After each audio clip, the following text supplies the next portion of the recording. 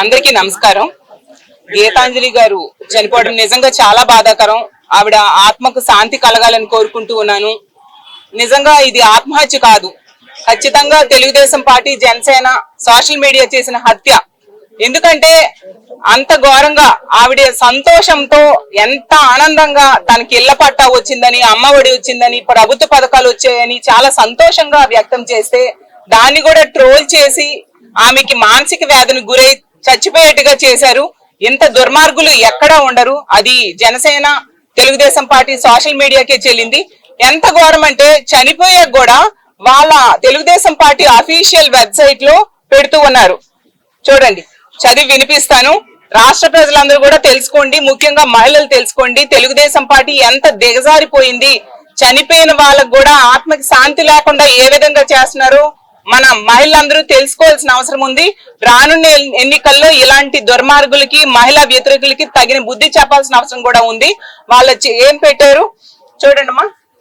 గీతాంజలి మృతిపై ఈ వాస్తవాలు బయటికి రావాలంట. ఏంటి, ఆ అమ్మ ఆమెను ప్రతిరోజు Tadepalli YCP social media office కి ఎందుకు రప్పించేవారట. ఆవిడ అసలు సాధారణ గృహిణి, ఆవిడ ఎందుకు సోషల్ మీడియా ఆఫీస్ కి వస్తుంది? అలాగే ఆమె బ్యాంక్ ఖాతాలో ఎందుకు వైసీపీ వాళ్ళు డబ్బులు వేస్తున్నారంట.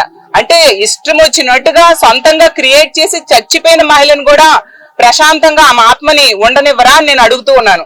అలాగే ఆమె ఫోన్ కాల్ రికార్డ్ ఎందుకు బయట పెట్టడం లేదంట.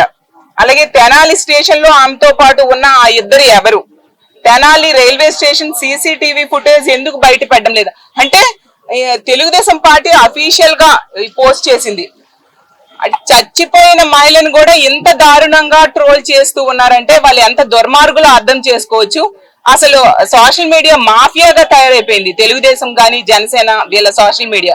ఇంతవరకు ఏంటంటే ఎల్లో మీడియా అనేది ఎల్లో మీడియా మాఫియాగా తయారయ్యి చాలా ఇబ్బందులు పెడుతూ, వాళ్ళకి నచ్చని వాళ్ళకి రకరకాలుగా ఇబ్బందులు పడుతూ ఆ మీడియా ద్వారా చాలా చెత్త కథనాలు రాస్తూ ఇబ్బంది పెట్టేవారు. ఇప్పుడు సోషల్ మీడియాను కూడా మాఫియాగా తయారు చేసేశారు.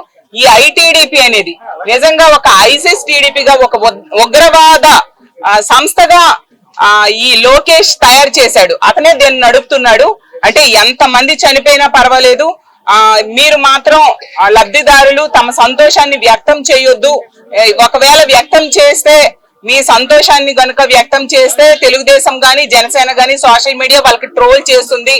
వాళ్ళు ఆత్మహత్య చేసుకునేంత వరకు ఈ విధంగానే ఇబ్బంది పెడతాం, చచ్చిపోయాక కూడా వాళ్ళ ఆత్మకు శాంతి లేకుండా ఇబ్బంది పెడతామని చెప్తున్నట్టుగా ఉంది.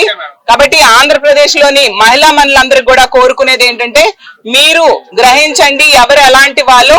ఇలాంటి దుర్మార్గుల్ని రానున్న ఎన్నికల్లో తరిమి కొట్టాల్సిన అవసరం కూడా ఆంధ్రప్రదేశ్ లో ఉన్న మహిళలందరి మీద ఉందని తెలియజేసుకుంటూ సెలవు తీసుకుంటున్నాను.